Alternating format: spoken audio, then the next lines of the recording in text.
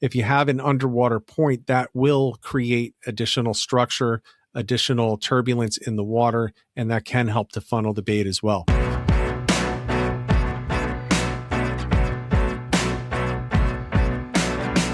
Hello and welcome back to the Fat Dad Fishing Show. I'm your host, Rich Natoli, back again with another Fluke video, Fluke live stream, Fluke podcast.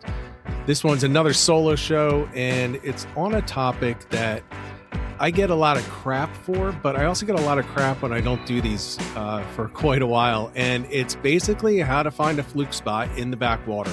Now, it does apply for offshore as well, or out in front of the inlets in the ocean. But this is a time of the year where we're not really focused out there. The fluke are in the back, they're in the backwaters, they're in the inlets. So that's what we're going to focus on. I'm going to show you how I break down to find spots.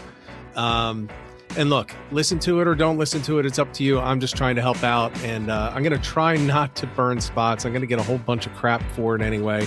I have 3 areas that I have pulled up in advance, and hopefully people don't get on me about them. I'm going to say right now, none of the 3 spots are where I would go fishing to start in any of these areas. So how about that? I'm not giving you what I think is the best spots. And of course, spots change based on the different conditions out there. So before we jump into that, I'm going to jump in and do the sponsors. Great Bay Outfitters, Radio Road in Tuckerton, New Jersey. That is where I go. That's where you should go anywhere in the Mid-Atlantic region. It's one of the biggest. It is the best kayak outfitter shop that you're going to find. This is one of those places where you can go and you can actually test out the kayaks on the water before buying one. And when you're looking at dropping thousands of dollars on a boat that you're going to be sitting your butt in for hours out on the water, you want to make sure that it's comfortable. You want to make sure it's going to be the one that works for you. Don't do what most people do and just buy what somebody else has because they say it's the best. Here's a little secret. Just like with boats, people always say that theirs is the best and they would buy it again. That's great. So the Hobie is the best if you ask so-and-so. The Old Town's the best if you ask somebody else. Native is the best, so on and so forth, right down the line. The most important thing you can do is get in the boat, try it out. Call Paul ahead of time. He will have the boat set up so that you can get out on the water. You can try it, and you can decide for yourself what is the best one for you before you drop thousands of dollars on it and head out and hit the water. Next one is Quad State Tune. If you have a Toyota truck, so we're talking Tacoma, Tundra, 4Runner, even the Lexus 460 and 470, these are engine tunes. They've got great engines in them, but these tunes will actually get you better performance. It'll get you better torque, mileage, horsepower. It will make the gear shift a lot more smoothly on the highway. So if you're towing, that becomes a big thing. You're going to get better mileage out of your vehicle. You're going to get better performance. And if it's not going to work out for what you're looking for, Kevin, the owner of Quad State Tune, will let you know. His number is 446335975. And then the final sponsor is me, real estate, residential real estate in southeastern Pennsylvania. So anywhere in the Philly area, I actually go all the way out to York County for certain transactions. I can help you out. So give me a call if you're looking to buy, sell, invest, anything like that. I can help you out. I can actually even do some light commercial. And if you're looking out of Pennsylvania, in Delaware, got a network there. New Jersey, pretty much any state on actually every state on the East Coast, I have people that I work with, so I can help you out with that. So reach out to me. Numbers 267-270-1145, or you can email me at natolirealestate@gmail.com. And with that, we're going to jump right into this episode. This is going to be, as I said, I'm going to get a lot of hate. We're not going to have as many likes on this one because people are going to say I'm spot burning, but this is all about how to find a spot before you hit the water. And we'll talk about, 3 different areas that I pulled up. I've got one down in Maryland, I've got one in New Jersey, and I've got one up in New York. And we're just going to kind of go through and talk about the things that are most important to look for when you're looking for a spot to target fluke. This will also be good if you're further south. So if you're in Virginia, North Carolina, South Carolina, Georgia, all the way down through Florida, all the way around the Gulf, it'll work in any of these areas if you look for these types of structures and these types of conditions that are going to mark out these spots as being good. So whether it's a summer flounder, a southern flounder, or a Gulf flounder, just like the last episode, all of this will translate directly to that. So with that said, I'm going to pull up, I used to use Navionics, hate Navionics now, they ruined it. So I don't use Navionics anymore, but I'm going to show you what other people use that you can use for free. So I'm going to add this to the stage here. And actually, I'm just going to get rid of my face because nobody wants to see me. There we go. All right, so this is from NOAA. This is the Bathymetric Data Viewer. And you can get this online. Just look it up, NOAA, and just put in the Bathymetric Data Viewer. You'll be able to find these maps. Now this right here, let me just show you what it is. Now, for those listening to the podcast, I apologize. This is going to be a very highly visual episode. However, I'm going to try to be as illustrative as possible in my descriptions of what I'm doing and what I'm showing. So hopefully it'll help you to translate it over from when you get to a computer or get on your phone and you can take a look at what I'm talking about. All right. So we have the NOAA screen in front of us. And this is, again, an area in South Jersey. You may know what area it is. You may not. It doesn't really matter. The land is the dark green. The water is everything else around it. So you can see the channels in there. And what this is showing is the relief on the bottom underneath the water. So if I zoom in, you can see right here, this light area on the left is shallower. And then you get the deeper hole right here. You can see the shaded area. This is a slope. All right, so you get to see how the water is moving through the area. You got the deeper area here. You got a deeper area over on the left. And let me see if I can zoom in even more. Can't really see my mouse as easily. I wish I had something that I could show you that, but there's a hole right here. Here's a drop off. You can see when you're reading these maps, the darker these shaded areas are within the water column, the more severe the drop off. So very shallow, extreme drop right here, dropping down into this deeper water. So you're going to look at the shading, you're going to look at the lines and so on and so forth. And that's what you're looking at on this screen. So if I pan it out, you're probably going to be able to figure out exactly where this is because we're going to start seeing some labels popping up. But this is basically, if you're fishing this area, this is where you're going to be able to look, and these are the choices that you have. So let's start off with the first thing that I look at, and that is which direction is the tide going? Is it incoming? Is it outgoing? So if I scroll out just a little bit more, you're going to see the inlets that are going to affect this area that I was in on before. So you have this inlet up top. Sorry, got to stop clicking that. This inlet up top. And then you have an inlet down at the bottom of Brigantine, down at Absecon Inlet right here. Now, again, I was all the way up here. So we're actually going to be looking up here at this inlet. This is the one that you really want to be concerned about. So let's say we're fishing incoming tide. The water's going to be coming from the right to the left. It's going to be coming in this main channel here. And let's zoom in. And the first thing that you want to do is find structure, right? Ambush predators. They're going to sit in one spot. They're going to be looking for an area that's going to channel the bait into a predictable area for you. And that's where they're going to set up. They're just going to be waiting in that specific spot for the bait to come by, and then they're going to ambush it. So if you take a look at the screen in here, you can see that there is some structure in here. And let's see, you can see the Brigantine channel. You can see a lot of structure up in here, but you can see it's also shallow. But here is some interesting things that you would look at. You see these little side channels in here, right? So you have one coming up to this creek system. You have this channel coming through here. So you have this shallow area here. You have this split here. You have this trough coming through. You have actually dry areas in here. So what you're going to do is you think about what direction is the water flowing. So right to left on the incoming tide. And then what's it going to do when it hits everything like this on the bottom? So you can see it's, the deeper areas, it's going to probably funnel through those in some way, shape, or form. This hard structure or this dry area, it's going right in the middle here. It's going to hit that and it's going to bounce around it. So you're looking for eddies. You're looking for predictable flows of current. So if the water's coming in, the first thing I'm going to do is look in this section in here. Now, this actually sets up better as an outgoing tide, but I'm just trying to show what you're looking for as far as structure on the bottom when you're looking at an area using this type of map. We can scroll over a little bit more. You can see some of these other humps up in here. This is all the way up at the Brigantine Inlet. You probably don't want to be really close up in there. But if we start tucking back in here, looking for the incoming tide, you can start finding some places that do look interesting. Now you have this deep hole down here, right? So this is probably what most people are going to look at first on an incoming tide. But here's the problem with it. Look at this here. It's not really shaded dark in the center area. So as the water's coming from the right down through here, down the channel and into here, it's a very gradual drop coming all the way down through here before it hits the bottom.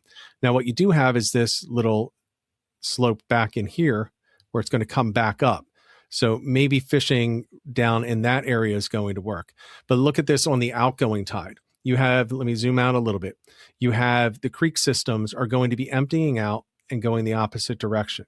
So this is actually where this place would set up better to me on an outgoing tide, because you have this predictable flow of water down through these channels around this island here. You have a hole right here. This is actually going to be a really good spot. So as the water is funneled through here and out of here, it's going to spill down into this section down in here. The other thing that you have on the outgoing, which might even be better, is, again, you had this shallow area up top. This water is going to come down and it's going to kick off around this, right? So it's going to have heavier flow here. You're going to have a flow coming over the top, and then you have this really dark area, and that's a severe drop. And right at the bottom of that is probably where you're going to find a lot of fish congregating, especially a lot of the larger fish. Keep in mind, the larger fish will push the smaller fish out of the way. They will be a little bit closer into the heavier currents, not necessarily right in the heaviest current, but they're going to be able to tolerate heavier currents than the smaller fish. So if you're looking for larger fish, you're going to want to get up tight in here. This is a spot right here. This little area that I'm circling is a spot. This is a spot right up in here where I'm circling. This whole thing is not a spot. It's an area. So, you can't just fish anywhere in here and think you're going to have the same results. There is a huge difference between this area that I'm circling right now with the mouse and this area out here where it's just kind of flat in the middle of nowhere. You're not getting as much predictable flow of currents. You're not going to have a predictable flow of baits into that area. Think of crabs, shrimp, think of small minnows. It's not going to be as predictable back in here, but you can be sure as the current whips through here, it's going to be predictable right at the current seam that's going to come off of this ledge here. And that's where you want to look. It's places like that you're going to want to target. So that's a good one for the outgoing tide. Incoming, again, there are some little spots in here, which you might call a micro spot. If I zoom in, think about the water coming in again from right to left. It's going to come down this, and it's going to kick up over this. So you have another one. So look at these riffles back in here. Behind every one of these could be a decent spot on the incoming to look for those fish. So they're on the bottom of this decline down in this section. They'd be sitting. The water comes down through here, and as it comes this way, it's going to fall down on top of them, and then it's going to hit these little like riffles down here. So if they're on the back side of that, that's a good spot to ambush something coming over the top. And think about the water coming now down this deeper area. It's going to come down and kick off of this and around. So you have a little bit of a bonus. This little area that I'm circling is probably the one that I would try to target first. Now, it's not easy to get this little spot. I mean, that's a small spot, but that's why it's important that you need to be willing to move. You need to be willing to go over the same small area multiple times. A lot of people, if I zoom out, they'll get on their boat and they'll start all the way up here on the right, and they'll just drift it all the way back until they're forced to pick up and start their drift again. And they'll come all the way back up because they get a nice, long, easy drift. That's where kayak fishermen actually have an advantage.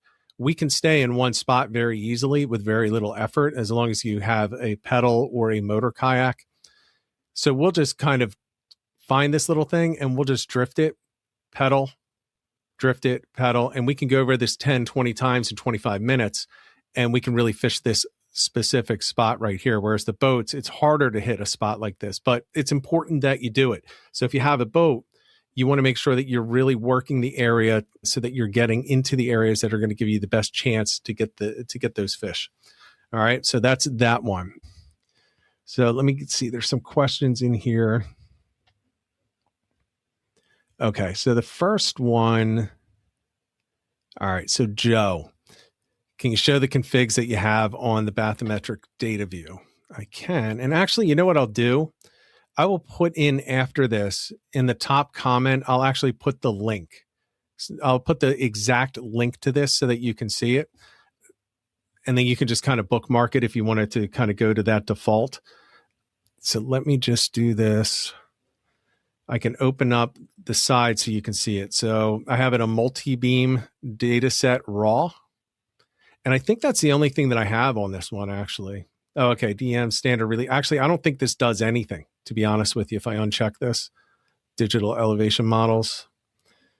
It's got to refresh. It takes a minute to refresh, but I don't think that does much of anything to it. No, it's not refreshing. All right, let me try that again. No, it did. Okay, so then the DEM shaded relief is what I have. Continuously updated digital elevation model. So the QDEM is what I'm clicking over there. And that's it. So fairly simple setup to go in here. So that's what I'm looking for right there. Now, there are a couple of things to keep in mind with this. It's not going to be totally up to date all the time. NOAA doesn't survey these areas every day. Sometimes it can be years in between. So you have to keep that in mind. This is generally what you're going to be looking for. So you can't just get this map and say, all right, I'm going to pinpoint this one spot right here, and that's where I'm going. And you go out there and you find it's different. Don't be surprised if that's the case. The only thing that you have that's going to be accurate is your own charts that you update on your fish finder as you go out and map and chart and everything like that. That's the only thing that you're going to have that's going to be accurate. Everything else is going to be based on other people uploading electronic data, let's say from their fish finders to Garmin. But I've seen a lot of people have them set up wrong and they're actually off. Actually, mine was off for quite a while, my low rants, and it was showing that when let's say I was fishing in that area, it would actually show me fishing on land. So it was not uploading correctly when they were pulling my data. So I apologize. I was probably ruining some of the data until I turned that sharing function off. But yeah, so that's what we're looking at for this specific area. If we come further down into Brigantine, I want to show what it looks like in here. Now, these are where all the docks are. And what you cannot see on this, and some applications you can find on the web will have an overlay of a map so that you can look at where the docks are. You can basically see a satellite view. That's not this. You're not going to get that on here. Maybe you can. I have not found out a way to do that. However, I can tell you this hole is here. It's shifted a little bit, but I can tell you that it is here. And it can give you a really good idea around those docks, how to use that structure. And it can kind of help you to, zoom in on the areas that you want to check out first. But again, just don't take it for gospel. It's going to be wrong quite often. It's a good indication of what's good and what things should look like. But sometimes you'll just go out there and you'll find that there's a 30-foot hole where it looked like it was, 2 feet deep. Now, there is one area I want to point out on here. So one mistake that a lot of people make when they're looking for fluke is they look for the deeper water. Deeper water is not the key to catching backwater fluke. I said last week, and I'll say it again, you can catch them in 2 feet of water and you can catch the big girls there. So 25, 27 inches, perhaps I haven't caught one up to 30 in the back, but I've seen people that have caught them in the back. You can do that. So you might think that this area down here looks good back in this bay. Here's the problem with this area specifically. Again, I need you to continually focus on the fact that they are ambush predators and they're not necessarily going to just be in a spot that looks good. It has to be in a spot where the water is going to flow bait to them in a predictable fashion so they can get an easy meal. If you look at this, if the water is coming in on the incoming and is coming from the top to the bottom, it's just pulling here. There's no outflow on this at all. So what you have is basically the swirling currents, and it just kind of fills back here. Yes, there's current, but the current is not going to be anything close to what you're going to have up in this channel up here, going through all these docks all the way down the north side of Brigantine and around the corner. So keep that in mind. Just because this is deep and this looks like right here, it looks like a really good ledge, but there's really very little water flow back there that's going as compared to up here. So if you had a choice and you were an ambush predator, where would you be? You'd be up here. You would not be sitting down in this area down here because it's just not going to be predictable enough. You're not going to get the calories out of your feeding times that you really need. So keep that in mind. Don't just look for stuff like this. Look for where the currents are going to be setting up really nicely. Now, there are some things to point out as well. So let's come all the way back in these bays back here, or in these sounds. This is Reed's Bay back here. And I talked about fishing flats before. And one of the things that you got to keep in mind is, yes, a flat is called a flat for a reason. It's a relatively flat bottom, but there is always structure in it. And the key, if you're going to fish a flat, is to find that structure. And you can see there is some structure in here. You can see right where the cursor is right now, there's some structure there. I can tell you in a kayak, you can't get over this at low tide though. But at high tide, there's a deeper area here. Now, the problem with this, again, where's the water flowing? If it's outgoing tide and it's coming from the top to the bottom, or it's coming from the left to the right and draining out up in this section, well, where's the water really flowing? It's so wide open that you have to be right on the structure, or else there's not going to be anything there. There's not going to be a fluke out in the middle of this section right in here, because it's totally flat and there's nothing diverting the water. It's just kind of spilling in, spilling out. If you hit structure like this down here, you can see that it's going to kick off of something. So at least you have a little bit of structure. But the key to fishing this, really, in my mind, is to come all the way down to where it outflows and inflows into the area. So if you take a look at this right here, this can set up as a really nice spot up in here, because you have the water coming out and you can actually see the channels where the water is flowing out of the bay on the outgoing tide and coming in on the incoming tide. And especially on the outgoing in a spot like this, you can see it's predictable. You're going to have the stronger current flushing everything out of the bay down into this section and right over this ridge here. So this could be a spot to look at. Now, I'm going to tell you right now, for all the people that are going to yell at me for spot burning, I do not like this spot. I fished this spot, so don't go to this one.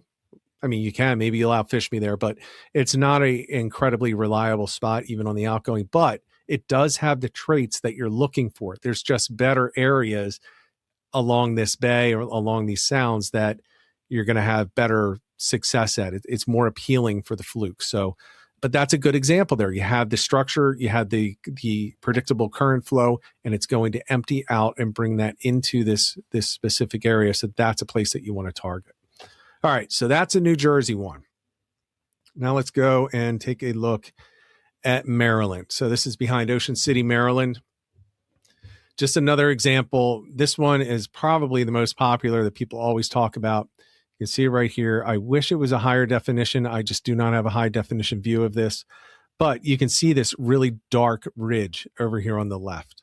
So if you're fishing this again on the outgoing and you have all the water coming down from this bay up here on the left and out of this, you can see where it's starting to funnel. It gets deeper. Here's the channel. It's going to start coming down here. So you actually have a pretty good opportunity starting up in this section, because it's coming out of this deeper area and it's meeting this. Now there's going to be a lot of current there, so you have to be careful about that. But you have it in this section and all along this ridge here. As everything comes down, it's going to flow down here. It's going to push everything into the deeper water, and you're going to have the fluke just kind of stacking up in a place like this, straight down, kind of in a triangle. So where the water's coming down, you're going to have them all the way up at the top, and then you're going to have them coming all the way back into this section back in here. So yeah, it just kind of shows you like there are different areas like that. You can come back in here. You can see if you want to go near the docks, you want to go through this area here. There is a channel that goes through here. So the water that is now back in these bays up in here on the outgoing are going to come out through here. So you have a nice flow in there. You have docks coming out here too, if I remember correctly. So you have some added structure there. You can fish behind those pilings. You can drift those docks and toss up underneath them. And you have some really good depth in there. So as the water's coming down, it's hitting the deeper part of the outside curve, which is here. And you're going to look in this area here. You also have points. Points are also important. So if you don't have a ton of structure, but you have a point, that's why I pointed out this one over here.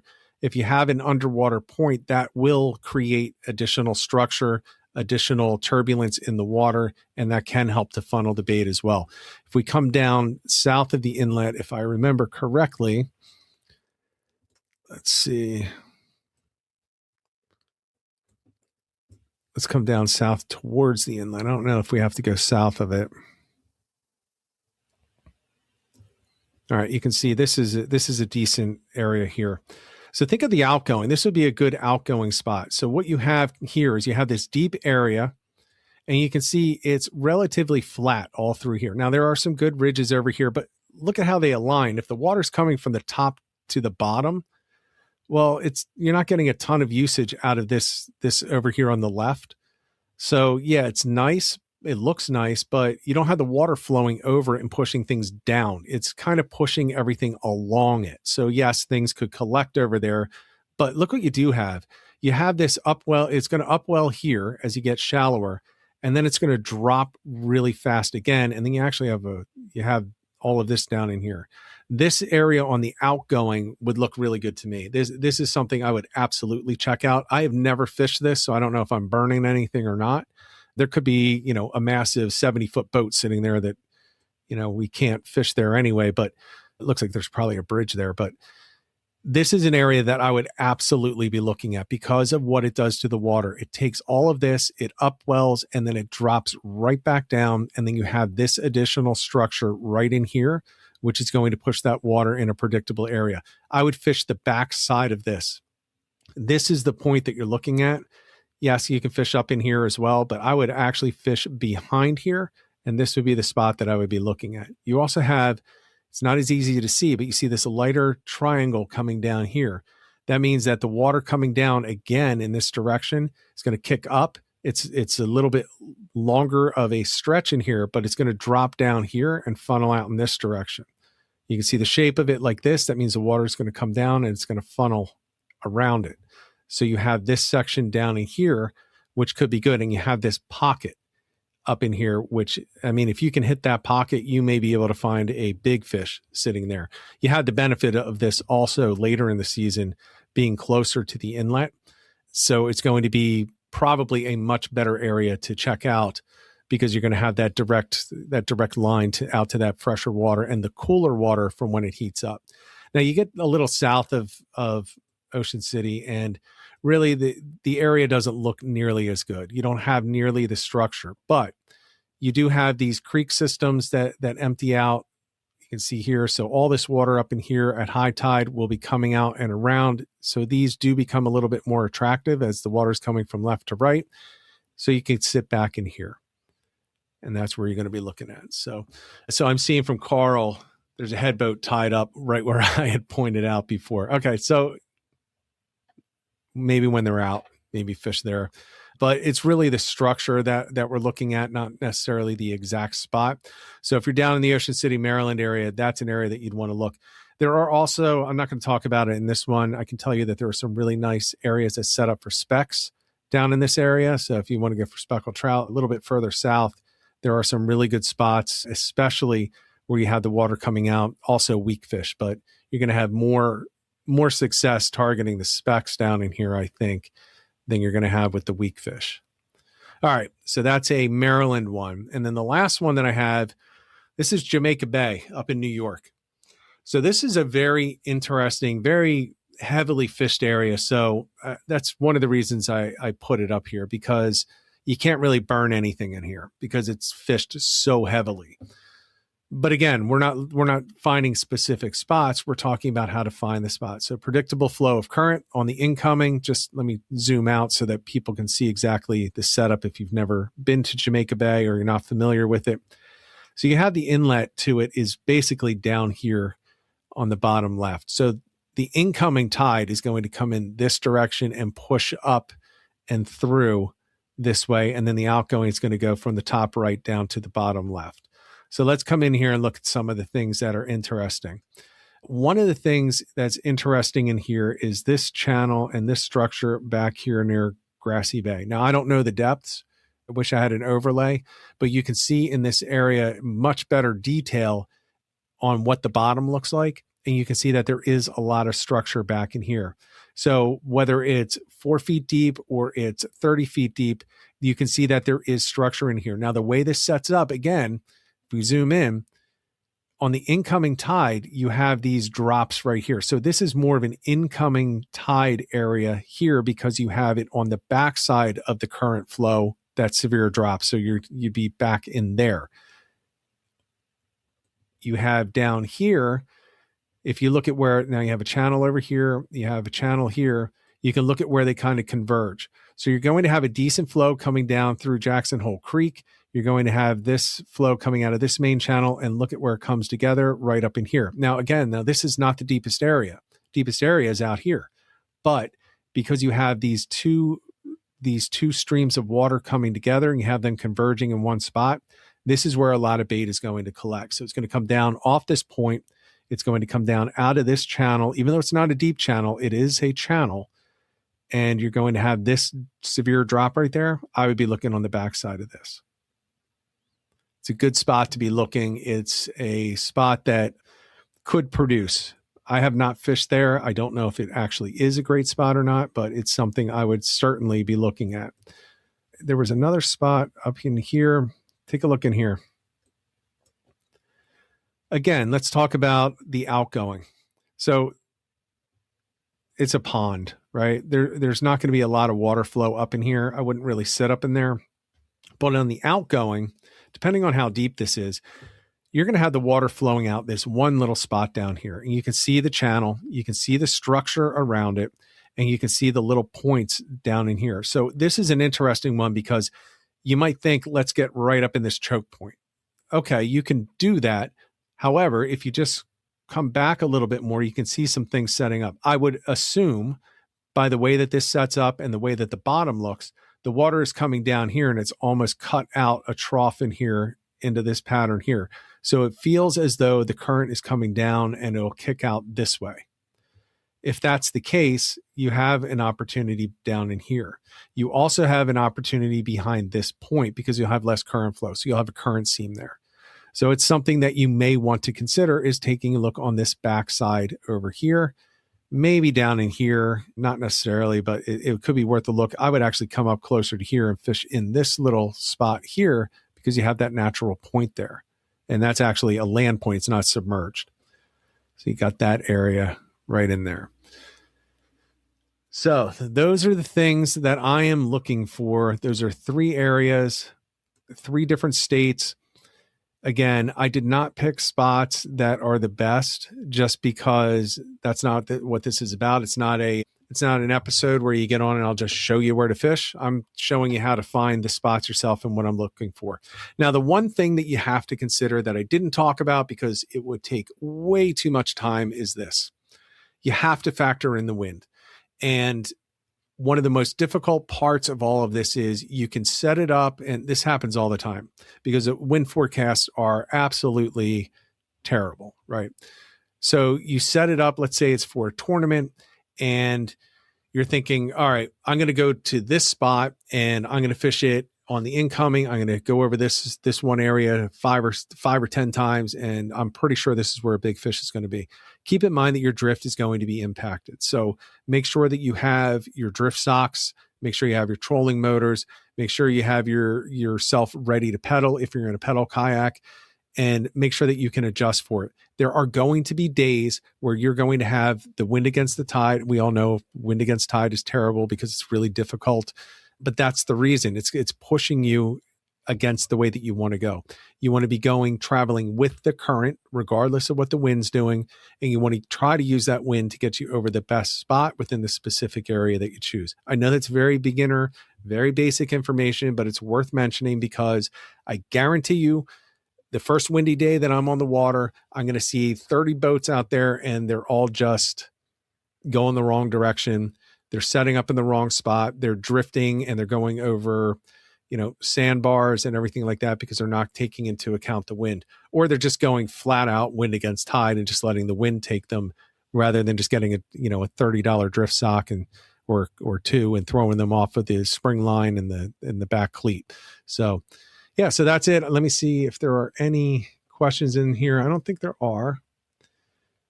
I would like to see from somebody, if anybody can let me know what in the world can we replace Navionics with, because these bathymetric data viewers are fine, but they're not the same. They're better than the old nav charts, right? They're better than those, which are absolutely horrendous, but these aren't great either. So if anyone has anything, please let me know. You can send it to Rich@FatDadFishing, or if you have my real estate address, you can send it there. I check that more often. But yeah, so that's it. That's how you're going to go out and find these fluke spots in the backwaters at this time of the year. Here's a comment. Let me just put this up here for SD. Last year, one of my best days was wind versus tide. Used a trolling motor to go with the current. I was the only one I saw catching. 100%. And for those that aren't sure why, let's go back to the very beginning. These are ambush predators. They're waiting for the food to go into a specific spot. So they're setting up so they can see it coming with the current. They don't care what direction the wind is going unless it's affecting the direction of the current. So they're sitting in their spot waiting for something to come towards them, and they're looking almost always up current. All right. They may not be facing that direction, but they're looking that direction, and they're waiting for something to come down current. They see it coming. They wait for it to get to them, and then they pop up behind it. They follow it, and then they bite it. Right. That's typically how it is. They don't typically go after it the second it goes over top of them. So if you're going with the wind against tide, you're going backwards. You're coming up behind them, essentially. You're coming where they weren't looking. So think about it. Are they going to wait for something to come down current, come past them? They can get up in the current, just kind of go with the current and go and attack their next meal and get their meal? Or are they going to sit there, see it go the wrong way, unnaturally against the tide, upstream? They're going to then pick up, say, oh my God, I missed that one. Get up and just follow it upstream, burn those calories to go after it, and then attack it. Probably not. They're probably not going to. It's going to be like the cop sitting on the side of the Jersey Turnpike, seeing somebody go by in their vet at 140 miles an hour. They're just like, they watch it go by and like, not worth it. I'm not even pulling out. It's too much work. I'm not going to go after it. The next guy can get them. Or they're just going to radio it ahead and they're just going to sit there. That's what you're looking at. You're looking at the fish are going to say, not worth the effort, not going to do it. So use the trolling motors, use the pedals, use the drift socks to get you going at least in the same direction as the current. You're going to have a lot more success. Yeah, so that's it. It's a pretty simple one. Wanted to get those concepts out there for people that need to get reminded. I need to remind myself quite often the proper way to do these things. And this is the proper way to do it. So, and Joe, I would say that one recommendation I would not agree with, but I'm not going to put that in the chat or on screen. So everyone, thank you very much for tuning in. We'll be back next week. The week after, I will not be on. I do have some stuff planned for that weekend, so I will not be here, but trying to get some folks on. I got a series of topics that I really want to go into that I think people would really like. They're not visual like this one, but it's good information. It'll help you get on a few other species that we haven't talked about in a little bit, but are absolutely species that you should be targeting right now. So yeah, until next time, everybody, get out there, get on the water, and get some tight lines.